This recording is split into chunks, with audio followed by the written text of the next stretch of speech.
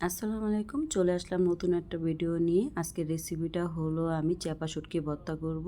আর চাপা শুটকি ভর্তাটা কিন্তু একদম সহজভাবে দেখায় দেবো আমি। প্রথমে চাপা শুটকিটা ধুয়ে আমি পরিষ্কার করে নিয়ে নিছি। আর আমি এটা শুকনা খোলায় একটু অনেকটা লবণ দিয়ে তারপর চাপা শুটকিটা দিয়ে দিচ্ছি। দিয়ে কিন্তু আমি এখন উল্টিয়ে পাল্টিয়ে একটু ভাজা করে নিব। আর লবণ দিলে কিন্তু চাপা শুটকিটা কড়ার সঙ্গে লেগে যাবে না, সহজেই উল্টে যাবে। এই যে উল্টিয়ে পাল্টিয়ে নিব এভাবে করে আমি। আর আমি কিন্তু অনেকগুলি শুকনা মরিচ 2 ঘন্টার মতো ভিজায় রাখছি। এই ভর্তার জন্য কিন্তু শুকনা মরিচ লাগবে। আর শুকনা মরিচটা আমি আগেই ভিজায় রাখছি। এই যে এখন আমার শুটকিটাও কমপ্লিট। এখন আমি শুকনা মরিচগুলোকে ভালো করে মিহিন করে বেটে নেব। ভালো করে মিক্স করে কিন্তু বাটতে হবে একদম মিহিন করে। আর এই ভর্তাটা কিন্তু শিলপাটা করলে অনেক স্বাদ হয়। আপনারা কিন্তু অনেকে ব্লান্ডারে ভর্তা করেন, কিন্তু ব্লান্ডারে কিন্তু এই ভর্তাটা করলে স্বাদ হবে না, শিলপাটা বেটে করলে হবে।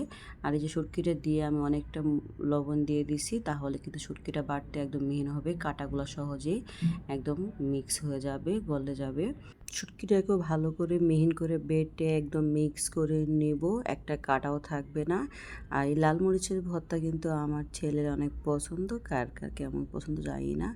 আর এভাবে ভর্তাটা করলে ভর্তাটা কিন্তু আলাদা একটা স্বাদ থাকে, যা বলার বাহিরে।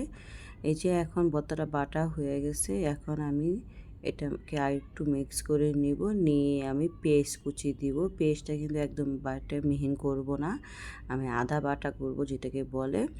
তাহলে ভর্তাটা আমি ভাত দিয়ে খেতে গেলে পেস্টটা মুখে কামড়ে পড়লে দেখবেন একটা আলাদা স্বাদ লাগবে।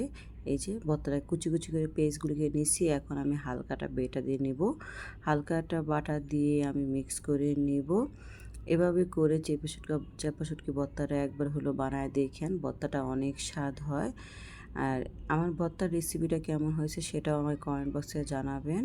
এই যে ভর্তাটা আমার হয়ে গেছে, এখন ভর্তাটাকে আমি মিক্স করে নেব।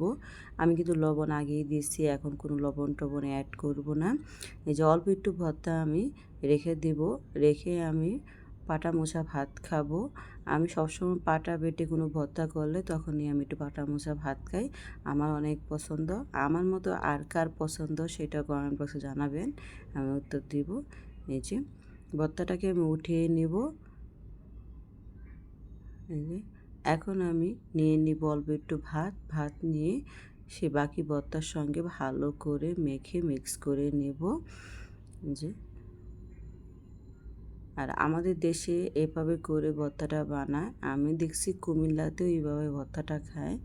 আর কে কীভাবে ভর্তা করতে ভালো লাগে এটা আমাকে জানাবেন, তাহলে আমি নতুন নতুন ভর্তার রেসিপি দেব। এই যে এখন পাটা মোচা ভাতটা মিক্স করা হয়ে গেছে, এখন ভাতটা আমি খেয়ে নেব। এই যে এখন দেখেন আমার ভর্তাটা একদম কমপ্লিট। ভর্তার রেসিপিটা কেমন হয়েছে আমাকে জানাবেন, ভালো লাগলে লাইক এবং শেয়ার দিবেন। আসসালামু আলাইকুম, আল্লাহ হাফিজ।